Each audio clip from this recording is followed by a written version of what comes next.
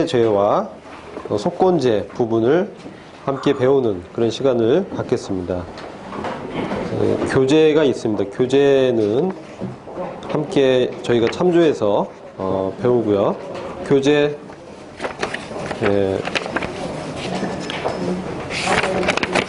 18페이지입니다. 18페이지.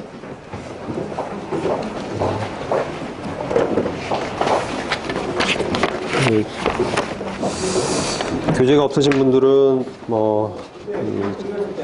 이 칠판을 참조해 주셨으면 합니다. 지난 시간에 속죄제와 속건제와 다른 제사들과의 차이점을 말씀을 드렸습니다. 레위기에는 특히 5가지의 이 제사가 나옵니다. 저희가 제일 먼저 배웠던 것이 번제였고, 그 다음에 이 소제, 이 화목제까지 지난 시간에 배웠습니다.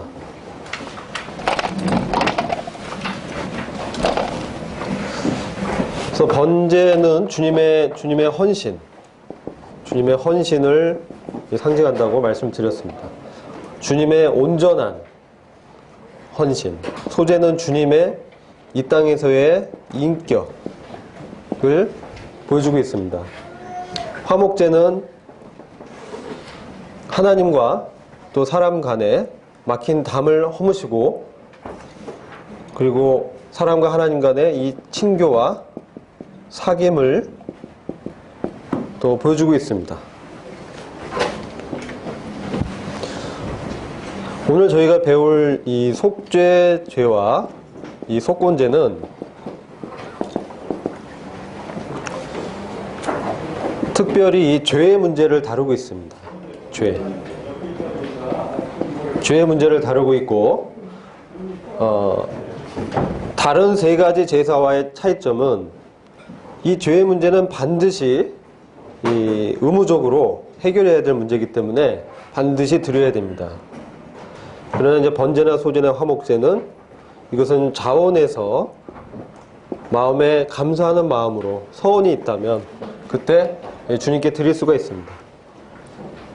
이게 큰 차이점이고, 그리고 다른 네 가지 제사와 또 구분되는 이 소제가 있습니다. 소제는 뭐가 없다라고 그랬죠?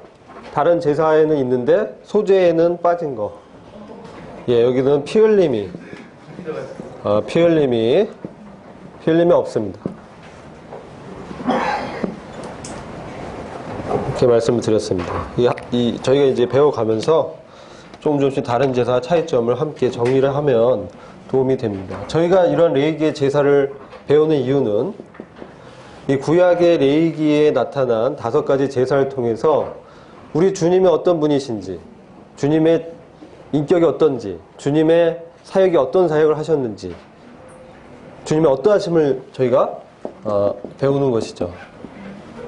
이런 규례 자체를 배우는 이유가, 이 구약은 그리스도에 대한 모형을 우리에게 제시해주고 있기 때문에 이런 제사의 의미를 우리가 배울 때 주님을 더 이해할 수가 있습니다. 자, 이렇게 했고요. 자, 오늘은 그러면은 4번째 속죄제에 대해서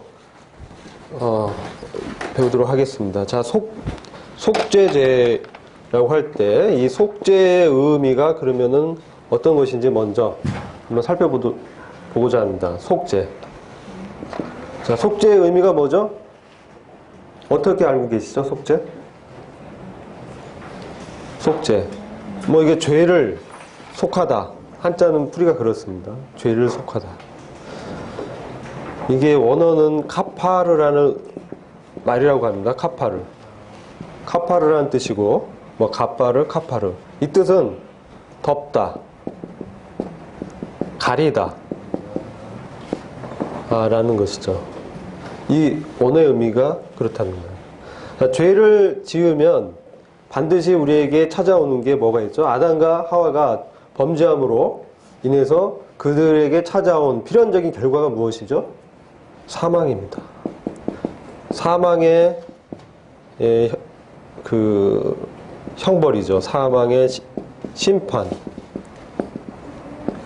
하나님의 생명은, 이 사망은 뭐냐면 하나님으로부터 끊어진 겁니다.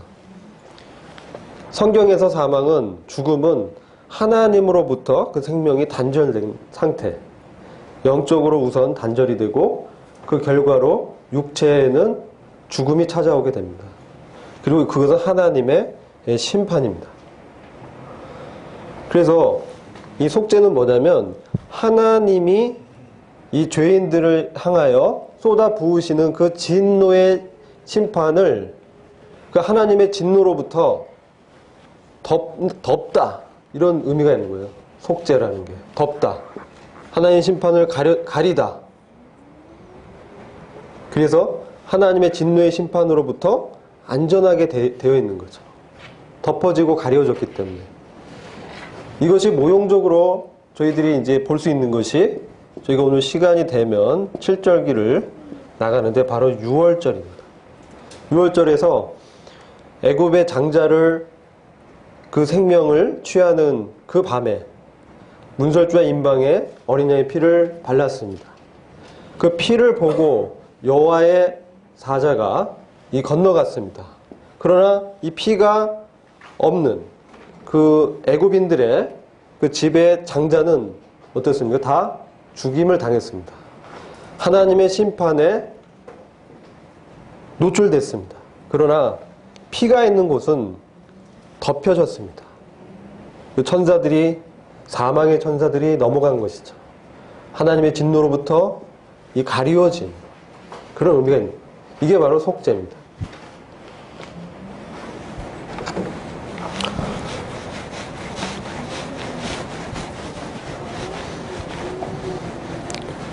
자, 그러면 성경에서 그러면 이 속죄제, 구약 성경에 나온 속죄제의 의미와 그럼 신약에서 우리 예수 그리스도의 십자가의 대속 사건과 이 관계가 있는 것이죠. 그것의 모형이죠.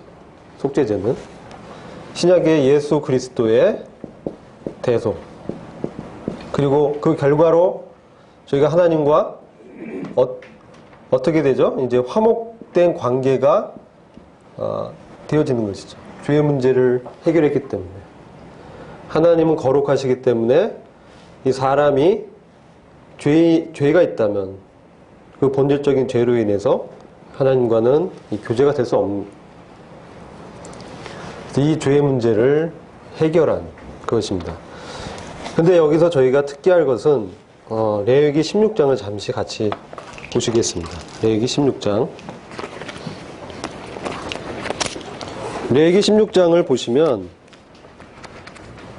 속죄일에 대해서 말씀을 하고 있습니다. 16장 8절에 보시면 이 속죄일에 두 염소를 뽑아서 이 제물로 드리는데, 특기할 사항은 먼저는 누구를 위한 염소를 제비 뽑습니까? 사람을 위한 것이 아니라 여호와를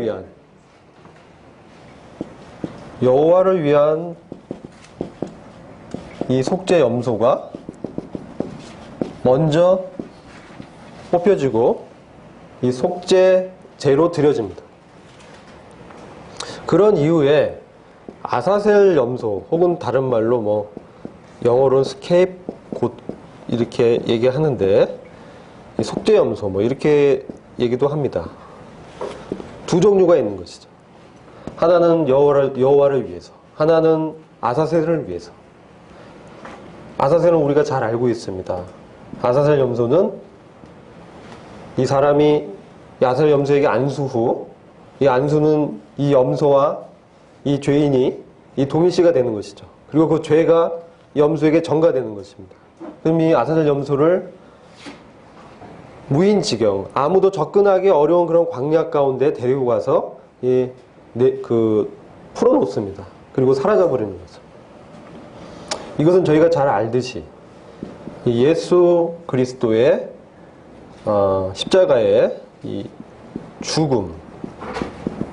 죽음의 한 측면, 즉 하나님의 진노의 심판을, 죄에 대한 하나님의 진노를 이 아스셀 염소에 하나님께서 쏟아 부으신 거죠. 그래서 이 광야 가운데 간 이 염소는 어떻게 됐겠습니까? 이 먹을 것도 없고 아무도 없는 무인 지경 가운데 이 염소 혼자 있는 것이죠. 결국은 뭐 죽임을 당하겠죠. 이 죄가, 사람의 죄가 하나님의 시야로부터 멀어지는 것. 이 죄가 동의서에서 먼 것처럼 하나님으로부터 인간의 본질적인 죄의 문제를 하나님의 어린 양이신 그리스도께서 세상 죄를 지고 가시는, 죄의 문제를 다 해결하신, 본질적인 죄의 그 문제를 하나님 앞에서 해결하신 그 그리스도의 사역을 보여주고 있습니다. 우리는 보통 이 두 번째 사역에 대해서 많이 언급합니다. 그런데 성경에서는 먼저는 여호와를 위한 제비를 뽑은 그 염소를 속죄제로 이렇게 드리는 것이 나옵니다. 이것은 바로 여호와의, 즉 하나님 아버지의 영광을 얘기하고 있는 것입니다. 예수 그리스도의 이 대속 사역은 먼저는 하나님의 영광을 위한 것이라는 거예요. 우리는 보통 주님의 대속 사역은 사람의 죄의 문제를 해결한 거라고 우리는 알고 있습니다. 그러나 레위기에 이 속죄제의 모형을 통해서 볼 수 있는 것은 하나님께 영광을 먼저 돌렸다는 거예요. 여기에 우리에게 중요한 영적인 의미를 던져주고 있습니다. 그리스도께서 이 세상에 오실 그 세상의 상황에 대해서 우리가 잠깐 살펴봐야 됩니다. 이 배경을 이해하려면 그러한 그 역사적인 고찰이 필요하다고 생각이 됩니다.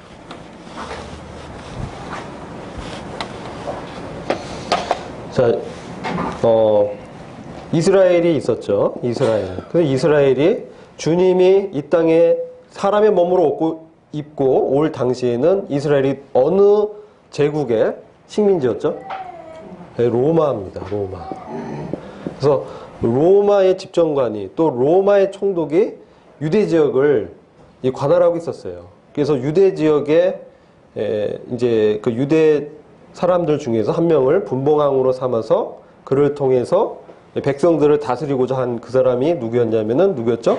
헤롯이었죠. 헤롯. 그런데 또 로마 출신의 총독이 와 있습니다. 로마 총독 빌라도였습니다. 빌라도. 그래서 행정권이라든지 사형권, 처벌권은 이 로마 행정 쪽을 따르게 돼 있죠. 속국이었죠. 자, 이런 상태에서 이스라엘은 원래 하나님의 선민으로 이스라엘을 통해서 하나님께서 하나님의 통치의 영광을 드러내고자 하셨다는 거예요. 하나님이 얼마나 거룩하시고 하나님이 얼마나 위대하시고 위엄 있으시며 하나님이 이 세상을 창조하신 주권자라는 것을 이스라엘을 통해서 하나님이 이방 민족에게 보여주시고자 했다는 거죠. 그래서 이스라엘을 통해서 하나님의 놀라운 영광을 드러내고자 이 땅 가운데 하나님의 통치를 이스라엘을 통해서 하시고자 했는데 이스라엘이 실패를 했습니다. 우리가 잘 알고 있습니다. 우상숭배를 한 거죠. 단순히 우상숭배만 한 것이 아니라 이스라엘의 죄는 제사장들이 백성뿐만 아니라 백성을 인도하는 제사장들이 이 세상과 하나님을 겸하여 섬겼다는 거예요. 섞였다는 거예요. 그래서 하나님이 그 부분에 있어서 그것을 용납하지 못하신다는 거죠. 하나님은 유일하게 홀로 영광 받으시고 경배 받으실 합당하신 영광의 주님이신데 이스라엘이 이렇게 주님을 모욕했다는 거예요. 주님에게 이와 같은 모욕이 없습니다. 모독이 없습니다. 주님의 백성이 주님의 구출의 구원의 그 역사 속에서 이스라엘을 얼마나 주님이 돌보고 구원자를 보내고 광야 가운데 먹을 것을 공급하시고 신발이 헤어지지 않도록 돌보셨는가. 주님의 온통 관심이 이스라엘 민족에 있었습니다. 근데 이들은 그런 주님을 배반한 것이죠. 세상과 겸하여 섬기는, 세상의 하나의 자기들의 필요에 따라서 제물을 드리는 그러한 좋은 것을 베푸는 그러한 신으로, 즉 우상시한 거죠. 우상. 자기들이 생각한 하나님을 설정하고 섬겼습니다. 그래서 하나님의 영광이 훼손됐습니다. 다 죄인이었습니다. 하나님은 언제든지 하나님의 법에 의해서 이 세상의 죄인들을 하나님의 진노 가운데서 심판하시고 모두 다 지옥 형벌을 받게 할 수 있는 그런 권위가 있으셨습니다. 그렇지 않습니까? 하나님은 이 세상을 창조하신 분이에요. 우리의 영적인 아버지십니다. 근데 그 자녀들이 아버지를 모르고 창조주를 모르고 우상을 섬기고 그분께 합당한 경배와 영광을 돌리지 못하는, 이러한, 특별히 이스라엘도 그런데 이방 민족은 더 그랬죠. 이방 민족은 아예 하나님 다 우상만 섬겼죠. 우상만 섬겼습니다. 이런 세상을 하나님이 그냥 두시겠냐는 거죠. 이러한 범죄한, 하나님의 영광에서 떠나버린 이스라엘마저도 배반을 한 이러한 세상을 하나님께서 어떻게 해야 될까요? 제가 하나님 같으면 정말 모세에게 얘기한 것처럼 너를 통해서 내가 나의 민족을 일으키겠다, 이런 마음이 있지 않으시겠어요? 그 홍수 심판을 통해서 8명만 살리고 모든 범죄한 인류를, 죄악에 빠져있는 인류를 다 심판하셨잖아요. 하나님의 공의가 그렇다는 겁니다. 하나님의 거룩은 그렇다는 겁니다. 하나님의 거룩은 이러한 죄인을 용납할 수 없다는 것입니다. 그래서 하나님의 심판은 정당합니다. 왜? 하나님께서 만드셨기 때문에, 하나님이 주인이시기 때문에 이 세상에 내리는 심판은 너무나 정당하고 아무도 그 하나님께 항변할 수가 없는 것입니다. 그런데 이러한 세상을 하나님께서 사랑하셨다는 거예요. 그래서 독생자 예수 그리스도를 보내서 하나님의 요구인, 하나님께 드리는 거룩한 예배를 온몸으로 다 바쳐 드리셨습니다. 하나님을 높였습니다. 하나님의 오름을 제자들과 이 세상 가운데 드러내셨습니다. 하나님이셨던 분이 그 영광의 자리를 떠나서 낮고 천한 연약한 육신을 입고 하나님의 법을 온몸으로 다 순종했습니다. 죄가 없으셨습니다. 그분께서 십자가에서 죄 자체가 되셨습니다. 이런 아들을 볼 때 하나님의 영광이 충족됐다는 겁니다. 그래서 지금 어떻습니까? 하나님의 진노의 심판이 연기가 되고 있는 거예요. 하나님의 영광의 그 수준을 아들 예수 그리스도가 완전하게 충족시켜줬기 때문에 그 아들을 볼 때 이 진노의 심판을 내리지 않고 계신 거예요. 하나님의 주권적인 통치를 통해서 이 세상을 징벌할 수 있으신데 그것을 하나님께서 유예시켜 주시고 아들을 통해서 하나님의 아들들을, 그리스도와 공동상속자를 부르신 교회의 구성원들을 불러 모으고 계시고 있다는 겁니다. 그래서 여호와를 위한 제비 뽑은 속죄 염소가 하나님께 드려진 겁니다. 먼저 그 하나님의 영광을 충족시키지 않으면 의미가 없는 거예요. 그 뒤에 인간의 대속 사역은 두 번째라는 거예요. 그리스도의 속죄 사역의 의미가 그렇다는 겁니다. 그래야만 이 세상을 향한 하나님의 진노가 그리스도를 통해서 흡족하게 만족하신 그 아버지께서 멈추고 똑같이 죄인들에게도 햇빛을 비춰주시고 또 비를 내리시고 농작물을 또 주시고 그들에게 공기를 주시고 물을 주시고 자원을 주시고 해서 그들의 생명을 보존하고 있다는 거예요. 근데 이 세상 사람들은 그런 거 믿지 않습니다. 하나님 인정하지 않습니다. 하나님께 합당한 영광을 돌리지 않습니다. 아, 하나님이 정말 나를 살려주시고 나의 영혼의 아버지시구나. 이분께 엎드리고 경배하는 게 마땅한 사람의 도리인데 그러지 않습니다. 그래서 먼저는 하나님의 영광을 위해서 속죄 염소가 드려져야 됐다는 겁니다. 그래서 하나님의 영광이 우선적으로 충족이 되었습니다. 이제 그리스도를 통해서 아버지께서 영광을 받으셨다고 우리가 요한복음에서도 말씀을 하고 있습니다. 근데 아이러니하게 어떤 때 아버지께서 영광을 받았다, 내가 영광을 받았다, 아들이 영화롭게 되었다고 그 말씀하시죠? 가룟 유다가 예수님을 배반하고자 하는 마음을 작정하고 예수님이 나눠주신 그 떡을 받아서 그 제자들이 함께 있던 그 무리에서 이탈해서 나갔을 때, 자, 이제 영광을 받았다, 이렇게 말씀하시거든요. 왜 그렇습니까? 왜 하나님께서 그때 영광을 받다고 얘기할까요?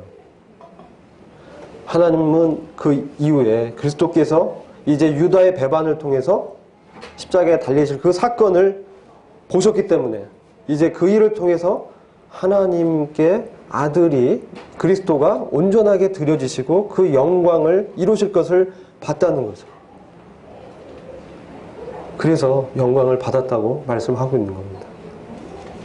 더불어 하나님의 영광이 충족되니까 사람의 죄의 문제가 이때 아사잘 염소를 통해서 해결되었음을 보여주고 있는 거예요. 근데 이것이 그냥 해결된 것이 아니라 완전하게, 영원히, 단번에 염소와 송아지의 피로는 매번 죄의 문제를 우리가 기억하게 됩니다. 히브리서에서 그렇게 말씀하고 있어요. 염소와 송아지로 제물 드리는 것은 우리의 죄의 문제를 어떻게 없애줄 수가 없다. 다만 그 기간만 유예해 주는 거예요. 속죄제를 드리면 1년에 한 번 드리고 1년 동안 처벌이 유예됩니다. 다시 생각이 납니다. 그 양심이 자유하면 얻을 수 없어요. 근본적인 죄의 문제가 여전히 있기 때문에 자기를 바라볼 때 여전히 부끄럽고 또 제사를 드려야 된다, 이렇게 생각하게 됩니다. 근데 그리스도께서 염소와 송아지에 필요하지 아니하시고 흠없으신 하나님의 아들, 죄가 전혀 없으신 하나님의 본체인 우리 그리스도께서, 예수님께서 이 속죄 염소가 되셔서 무인지경, 아무도 없는, 사람이 접근할 수 없는 그곳, 하나님의 심판이 쏟아질 그곳에 홀로 버려지신 것입니다. 그것은 영적으로는 십자가 위를 상징하고 있다고 생각이 됩니다. 십자가에 홀로 달리셨습니다. 하나님의 진노의 심판이 아들 예수 그리스도께 쏟아 부어졌습니다. 이때 예수님은 죄가 되셨습니다. 죄가 없으셨는데 죄가 되셨어요. 그래서 이 죄 자체가 심판을 받은 거예요. 죄를, 이 세상의 모든 죄를 그리스도께서 다 지시고 죄 자체가 되셔서 이 죄가 하나님으로부터 심판을 당했습니다. 사람은 여기서 분리가 된 거예요. 그래서 이 사람은 죄와는 이제 죄의 문제가 해결이 됐기 때문에 하나님과 화목된 관계 속에 들어가게 된 거죠. 그래서 인간 편에서는 이러한 속죄의 의미가 있습니다. 속죄 결과로 주님과 화목되게 되었고 의롭다 칭하심을 얻게 되었습니다. 자, 이게 어떤 영적인 의미를 그리스도의 사역과 관계에 대해서 십자가의 사역, 대속 사역과 속죄제를 연결시켜서 말씀을 드렸습니다. 자, 그렇다면 이스라엘에 대한 건 어떻게 된 걸까요? 이스라엘. 우리가 이게 하나님의 큰 경륜을 보잖아요. 하나님의 큰 경륜. 하나님께서 인류를 다루시는 그 큰 경륜을 이제 생각해 보는 거죠. 그래서 이제 교회에 대해서 태초 이전부터 하나님의 마음에 품고 준비하셨습니다. 그래서 이것을 위해서 등장한 나라가 이제 이스라엘도 있었습니다. 먼저는 교회를 심중에 품으셨어요. 말씀이 그렇게 하고 있어요. 태초 이전부터 심중에 두었다. 자, 이스라엘은 이 속죄일, 대속죄일, 이게 이제 7월 10일 날 드리는데, 이들이 스스로 자신들을 괴롭힙니다. 통곡합니다. 애통합니다. 이날 자기들이 아끼던 어떤 재물을 들여서 통곡하고 슬프고 비통히 여기고 자신을 스스로 괴롭게 여기는 그런 이면도 있겠죠. 그러나 자신들의 그 죄의 문제를 봤을 때 너무너무 비통한 거죠. 자기들이 아끼던 그 양, 염소, 송아지를 이렇게 바치잖아요.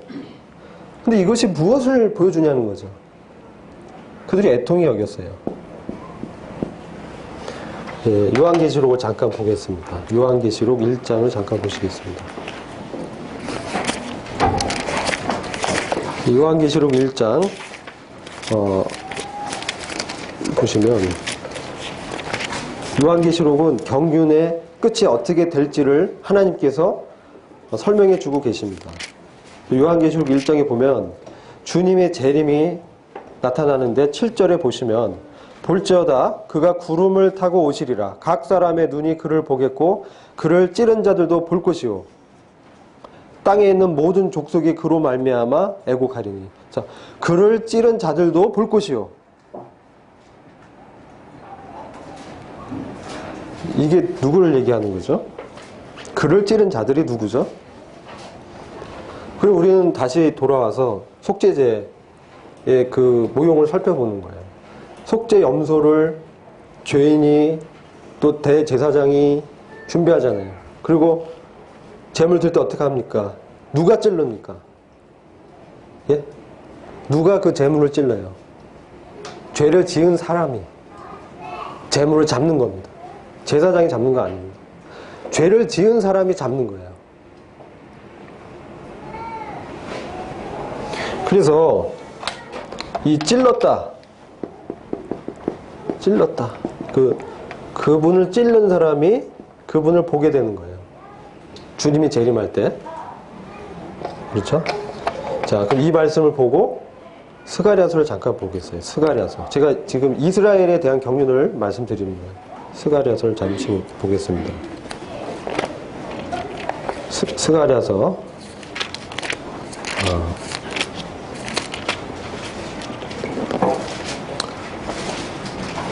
12장입니다. 12장. 10절입니다. 10절과 11절을 제가 읽어드릴게요. 10절 보시면 내가 다윗의 집과 예루살렘 주민에게 은총과 강구하는 심령을 부어주리니 그들이 그 찌른 바 그를 바라보고 그를 위하여 애통하기를 독자를 위하여 애통하듯 하며 그를 위하여 통곡하기를 장자를 위하여 통곡하듯 하리로다. 그날에 예루살렘에 큰 애통이 있으리니 무기또 골짜기 하다 드림몬에 있던 애통과 같을 것이라. 자, 무기또 골짜기 하다 드림몬은 어떤 사건이 있었죠? 열왕기하 23장을 보면 요시야 왕이 이방 왕에게 죽임을 당하는 게 나와요. 애굽 왕에게 죽임을 당합니다. 그래서 슬퍼합니다. 자, 이런 것처럼 우리 여기 보면 이 찌른 바 된 그가 누구냐는 거죠. 스가랴 예언서에서 조명해주고 있는 찔러서 죽임받은 사람은 우리가 잘 알고 있는 예수 그리스도 그분 아닙니까? 예수 그리스도께서 찔렸다는 거예요. 근데 누구냐면 다윗의 집과 예루살렘 주민, 이스라엘 민족이 주님을 넘겨줬잖아요. 로마인들에게. 그리고 로마인들의 손을 통해서 주님을 십자가 사형을 시킨 거죠. 그래서 근원을 제기한 바로 그 민족, 이스라엘 민족이 찌른 바 그분, 주님의 재림을, 그 후손들이 그 피에 대해서 나는 결백하다라고 빌라도 총독이 여러 번 얘기했습니다. 이 예수님에게선 죄를 내가 발견할 수 없습니다. 그러니까 뭐라고 합니까? 당신이 정말 그렇게 하면 당신은 당신의 황제인 가이사에게 충성하는 게 아닙니다. 라고 막 그렇게 얘기하는 거예요. 우리의 왕은 가이사입니다. 이스라엘 민족이 그러는 거예요. 그러니까 어쩔 수 없이 빌라도도 이제 넘겨줘야 되는 거예요. 정치적으로 자기가 그러면 가이사를 인정하지 않는 게 되잖아요. 그러니까 빌라도도 주님을 넘겨주고 이제 찌르게 되죠.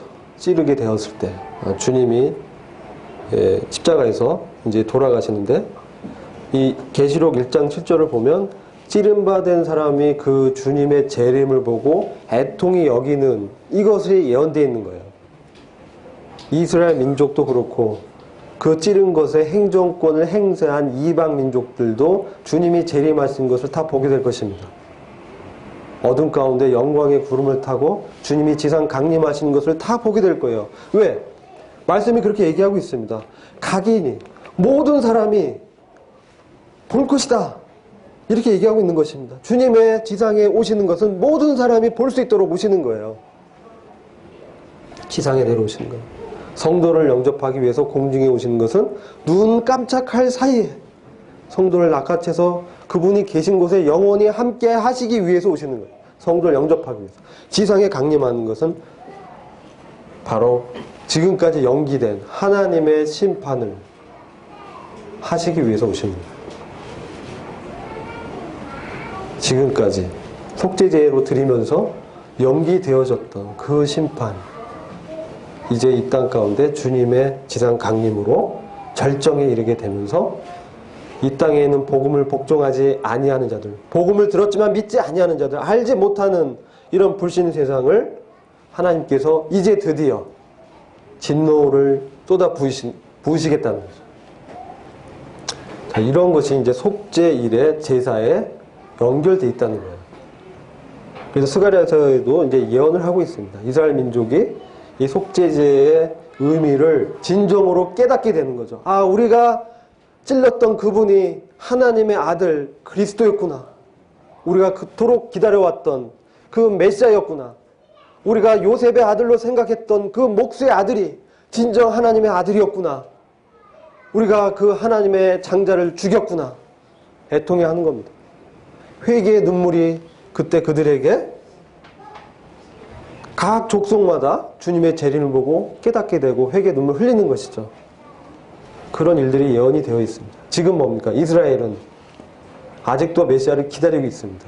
아직도 메시아가 와서 그들이 생각한 구원을, 이스라엘을 통한 선민, 이스라엘을 중심으로 한 지상의 왕국을, 다윗 왕과 같은 영광을, 솔로몬의 영화와 같은 그 때를 바라보고 있는 것이죠.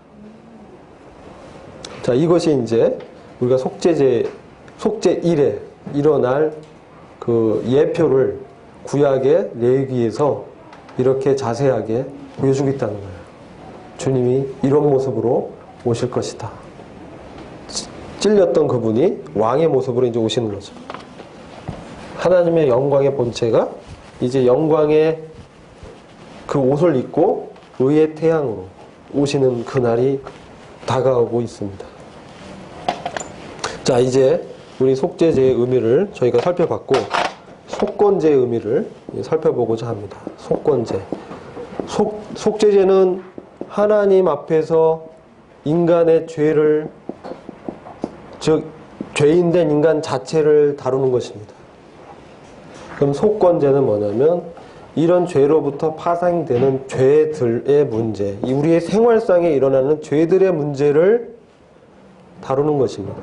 속건제는. 여러분들이 그 교재를 읽어보시면 잘 아시리라 생각되기 때문에 자세한 내용은 제가 교재를 읽어보시라고 말씀드리고 핵심적인 내용만 말씀드리고자 합니다. 속건제는 우리의 죄들의 문제를 다루는 것이죠. 근데 두 가지 죄가 있습니다. 여호와의 성물께, 즉 여호와께 죄를 짓는 것, 여호와의 특별히 이 성물은 뭐냐면 성소에 있는 것들이에요. 성소에 있는 기구들, 이런 것들을 잘못 다루는 거죠. 그 다음에 타인들, 다른 사람들에게 어떤 그 손해를 입혔다는 그런 문제들, 사람과의 관계에서 발생하는 죄들, 이런 것들을 다루는데, 먼저는 이제 속죄를 하고요. 여호와의 성물에 범과했을 때는, 허물이 있을 때는 속죄를 한 다음에 배상을 합니다. 근데 사람들의 관계 속에서 사람들에게 죄를, 허물을 지었을 때는 배상부터 하고 속죄를 합니다. 순서도 의미가 있어요. 하나님에 대한 문제는 속죄 문제를 먼저 생각하는데 사람들은 뭐예요? 배상부터 생각한다는 거예요. 그래서 이걸 이제 해결을 먼저 하고 들어가는 거죠. 그런데 여기에 이 여호와의 성물에 대해서 우리가 이 짓는 지금으로 보면은 이 당시에는 성막이 있었고 성소 안에 기구들이 있었잖아요. 이거에 대한 어떤 허물들이 있는데 우리 신약 성도인 저희가 교훈으로 적용할 때는 뭡니까? 이 예배에 관계된 거죠. 예배에 관계된 부분들. 예배에 관계된 부분에 있어서 어떤 범죄를 한 것들이에요. 그런 것들이 있으면 주님께 내려놓고 그것을 이제 해결을 받고 예배를 드려야 되는 거죠. 사람들의 관계에 문제 있어도 내가 어떤 사람들과 관계 속에서 마음 가운데 혐의가 있거나 불편함이 있다면 먼저 그들과 화해를 한 다음에 예배를 드려야 되잖아요. 그런 것들이 저희들이 이제 교훈적으로 받을 수가 있습니다. 그런데 여기서 특기한 거는 이 속죄제와 다른 부분은 이 속건제는 주님이 이 배상의 문제를 다뤘다는 겁니다. 배상. 얼마만큼 더 줘야 돼요? 얼마만큼이죠? 5분의 1. 5분의 1만큼. 제가 숫자를 좀 다루기 때문에 이거 20%입니다. 원금 보장 플러스 20%를 얹어주는 거예요. 그렇게 정해 놓으신 거예요. 더 드리는 거예요. 사람에게서 내가 500만 원을 훔쳐왔다. 또는 뭐 어떤 이렇게 손해를 입혔다. 그러면 100만 원을 더 얹어서 600만 원을 갚는 거예요. 자, 이 죄들의 문제에서 저희가 살펴볼 영적인 교훈이 있습니다. 그것은 하나님께서 이 구속의 속죄의 사건에서 피해자가 아니라는 거예요. 하나님이 여기서 20%를 더 챙기셨다는 거예요. 아닌가요?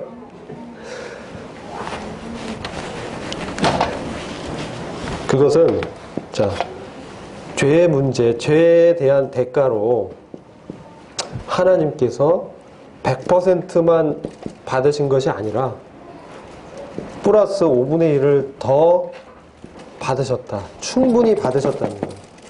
이게 누굽니까? 죄에 대해서 예물로 들려진 제물이 예표하는 모형의 본체는 누구죠? 그리스도라는 거예요.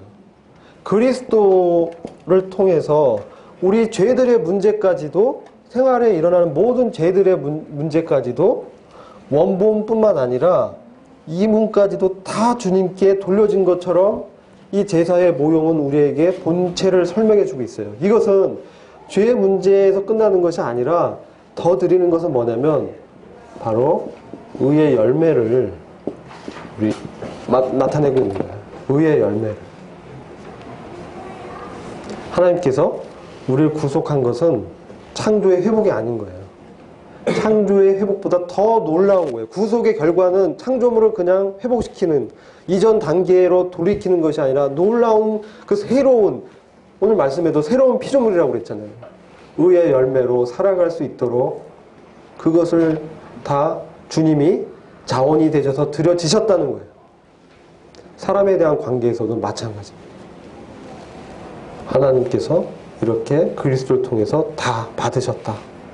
충분하게 모든 죄들의 문제, 그 이상을 주님이 다 해결하셨다는 거예요. 그래서 우리는 이런 것을 바라보면서 우리 그리스도의 이 사역이 얼마나 완전한가, 얼마나 충분한가, 부족함이 없고 그것에 넘쳐서 5분의 1까지 더 드려지신 것입니다. 하나님 편에서는 여기선 이득을 더 취하신 거예요. 그러니까 여러분, 우리가 죄 문제에 너무 연연해서는 안 되는 거죠. 죄들의 문제에 너무 낭망을 오래 하실 필요가 없습니다. 그랬다면 이미 주님이 다 드려졌기 때문에 털고 일어나서 주님이 온전히 더 충분히 드려지셨다. 그것은 바로 자, 이제 로마서 7장에 가면은 이게 죄라고 정하잖아요. 이 죄를 일으킨 이 죄의 세력이 우리의 옛본성 육신에 남아 있습니다. 그러나 이것은 옛사람과 함께 처리되어야 될 그런 문제지만 우리 몸을 입고 있는 한 어쩔 수 없는 거예요. 주님 오실 때까지는 이 죄의 잔재가 남아 있습니다. 그러나 이것은 더 이상 그리스도께서 온전히 이 문제를 완전하게 단번에 영원히 해결해 주셨기 때문에 이것이 더 이상 우리를 다스리거나 지배하거나 영향력을 행사할 수 없는 거예요. 원리적으로 그런 거예요. 근데 우리의 신분은 그러한 잔데, 죄에서 해방된 잔데 우리의 삶 속에서 이 육신의 문제가 끊임없이 나타난다는 것입니다. 그래서 우리는 날마다 그때마다 자기를 이미 그리스도와 함께 죽은 자로 여겨야 되는 거예요. 그래서 그 문제로부터 나는 벗어나 있는 자다. 나를 넘어지게 한 이 죄라는 인격적인 존재에 대해서 분명히 나와 선을 그어야 되는 거예요. 그것은 죄였구나. 그리고 주님께 다시 돌이키고 주님의 온전하심을 묵상하고 나가야 된다는 거죠. 그래서 저희가 지난 수요일에도 고린도전서 5장에서 계모와 음행을 한 어떤 고린도 교인의 이 문제를 보게 됩니다. 근데 그를 이제 출교시킵니다. 출교로 시킵니다. 사귐 가운데서 배제시키는 거죠. 그래서 이것은 사단의 영향권, 원래는 이 교중에 있었던 잔데, 그리스도와 사귐 가운데 그리스도 안에 있던 잔데, 그가 어떤 문제가 있었습니까? 그의 도덕적인 범죄를 통해서 우리가 알 수 있던 것은 그가 심각하게, 이것은 완전하게 드러난 거죠. 모든 사람이 다 알았어요. 근데 이것을 문제를 해결하지 않았습니다. 그랬을 때 누룩같이 이 교회를 어지럽히고 하나님의 거룩을 훼손하기 때문에 이 문제를 반드시 다뤄줘야 될 문제입니다. 그러니까 어떡합니까? 이 사람의 문제는 이 사람의 문제는 자기가 죄에 대해서 죽은 자라는 거에 대한 이 믿음이 없었어요. 죄에 대해서 죽은 자라는 그런 실제가 빠졌어요. 그래서 이 육신의 죄의 세력 가운데 완전히 사로잡혀 버린 거예요. 그래서 이 사람은 뭡니까? 여기서 이제 단절시켜서 그가 정말 그리스도 안에서 그 자신의 죄가 그리스도와 함께 못 박혔고 자기가 자기 옛사람이 죽었고 이제 나는 새로운 자라는 분명한 믿음 가운데 회복될 필요가 있었던 거예요. 그래서 이 사람이 나중에 고린도 후서 2장 보면은 후회하는 거예요. 자, 이렇게 이제 출애의 목적은 정확하게 자신이 그리스도 안에서 어떤 자인지를 이 기간 동안에 죄된 세상 가운데 주님과의 교제가 끊어진 상태에서 이제 회개를 하는 거죠. 그때 이제 다시 이 사귐이 얼마나 놀라운가, 이 그리스도의 이 온전히 드려진 이 헌신과 그분의 대속사에게 결과가 얼마나 놀라운가. 이제 이 죄로부터 나는 해방된 자구나. 정확하게 분리를 선언하고 다시 돌이켜서 마치 탕자가 돌아오는 것처럼 돌아오기를 기대하면서 살아가는 마음으로 그를 회복시키기 위해서 끊어내는 겁니다. 이게 출교의 본질적인 목적이에요. 그래서 자기를 하나님의 말씀 앞에 판단해 보고, 아, 내가 정말 죄로부터는 정말 해방된 자인데 이와 같이 죄의 세력 가운데 그것을 즐기고 마치 세상 사람 구원받지 않은 사람처럼 어떤 형제라 일컫는 바울의 그 말을 들을 정도로 타락해버렸구나. 그러나 나를 어떤 상태입니까? 탕자가 아버지의 것을 챙기고 나가서 쥐엄나무 열매를, 돼지가 먹는 걸 먹고 있는 형상 아닙니까? 그 죄의 열매를 계속 먹고 있는데도 깨닫지 못하고 있는 거예요. 그래서 그 깨닫게 하고 돌이킬 목적으로 그를 출교하는 거예요. 이 사람을 미워하는 게 아니에요. 이 사람을 사랑한다면 그가 정말 회복되기 위해서는 이게 불가피한 처사라는 것을 사도 바울이 권면하고 있는 거예요. 어쩔 수가 없는. 그래야 여기서 뭡니까? 여기서 자기 부인이 일어나는 거예요. 아, 내가 여기서 이 교제권한테 떨어져 나갔을 때 여러분 뭡니까? 로마서 7장에서 얘기하고 있는 세 가지는 나에게는 뭡니까? 가능성이 없구나. 나에게는 어떠한 선한 것도 없다. 어떠한 선한 것도 없다. 내게는 어떤 선한 것도 없다. 그리고 나에게는 이런 선을 행할 능력도 없다. 나는 여기에 사로잡혀 있는 오직 주님의 은혜가 필요한 자구나.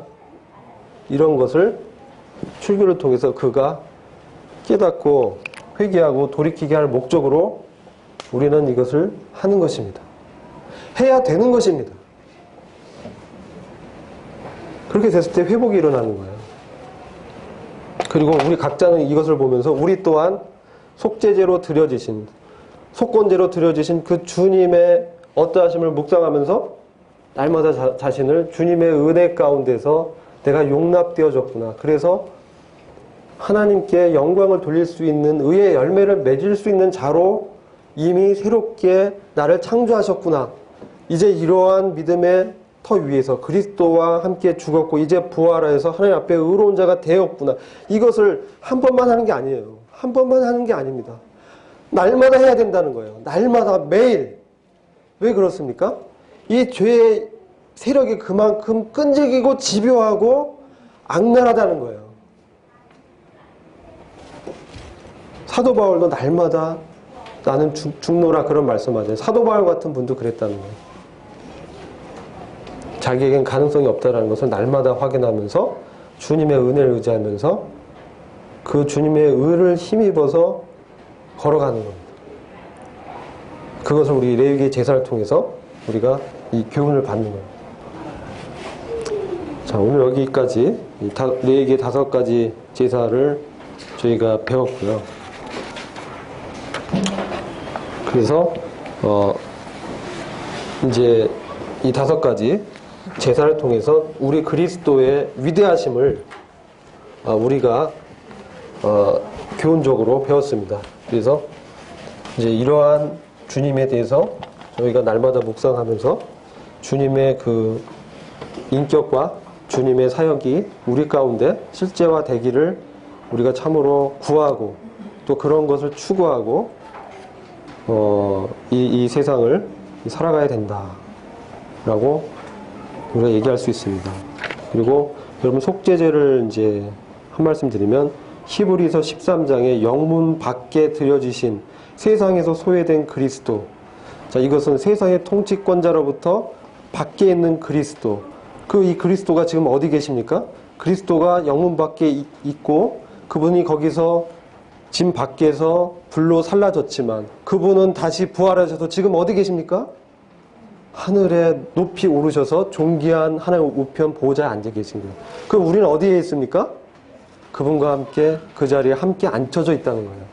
자, 그것을 우리의 신분을 분명히 보고 이 땅을 이제 그러한 자로 바라보고 비록 우리의 상황과 상태는 우리의 신분과 너무나 이격되고 거리가 있어 보이지만 그것은 나의 생각입니다. 사람의 생각입니다. 하나님의 생각을 우리가 항상 이렇게 말씀을 통해서 확인해야 됩니다.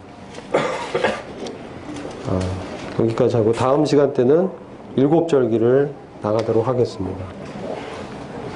이호조 형님 기도해 주시고요. 마치도록 하겠습니다.